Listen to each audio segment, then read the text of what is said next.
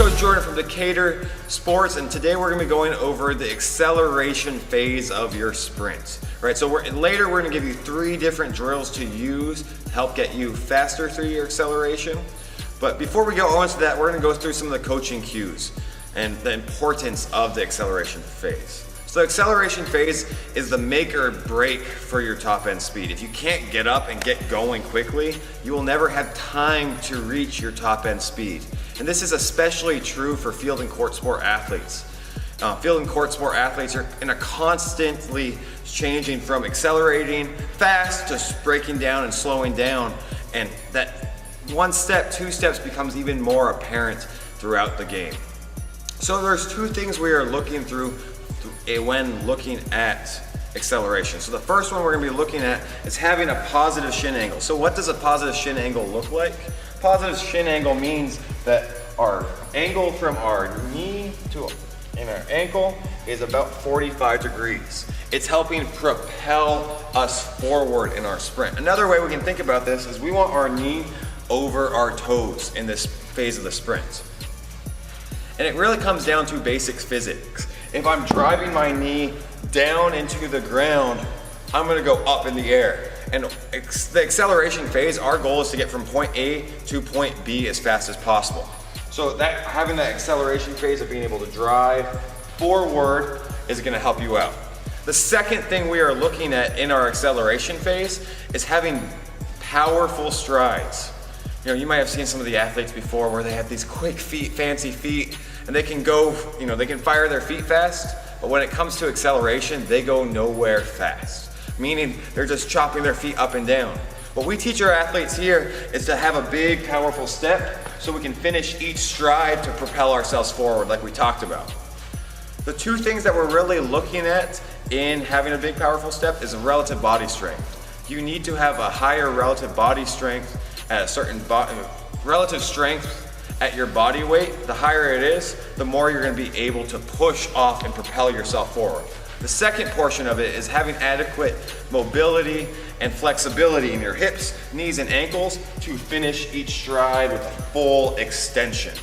So the next thing we're going to be getting into is our 3 drills. Follow along. So the first drill we're going to be looking at is the get up and go.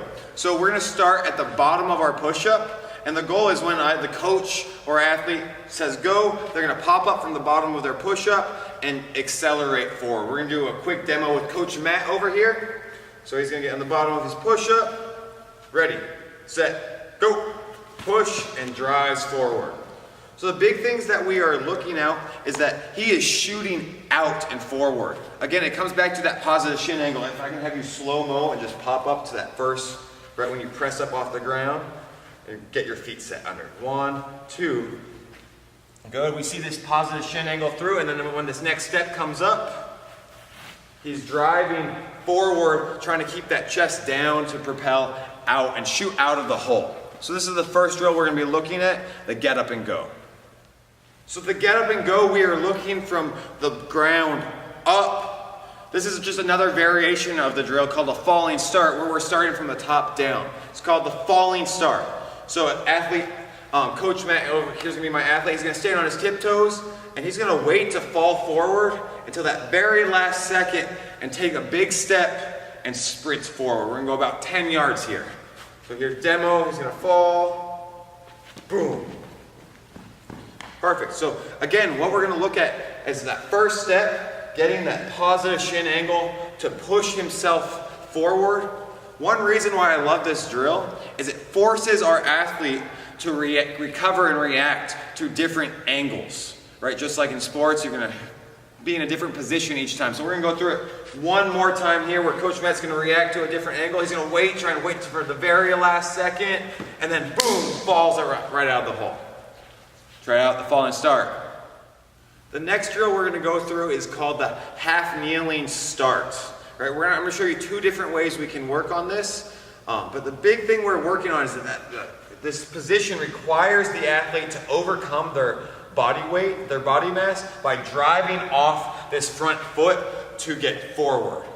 So what we're coaching here is we want Coach Matt to take a big step, and we're just giving him a little target for his back leg to stride on. First hand's gonna start right next to his face, right from the front cheek, reciprocating that other side knee. His back hand is trailing his back cheek, and he's gonna drive that one forward. So when coach says go, he's gonna run 10 yards here. Set, go. A big, powerful stride like we talked about to get forward. The other thing that we see when we get started in this position, get you one more time here, Coach Matt, is it goes back to it each and every time, this forward shin angle, the positive shin angle. Driving it as close to parallel as we can to the ground to drive himself forward.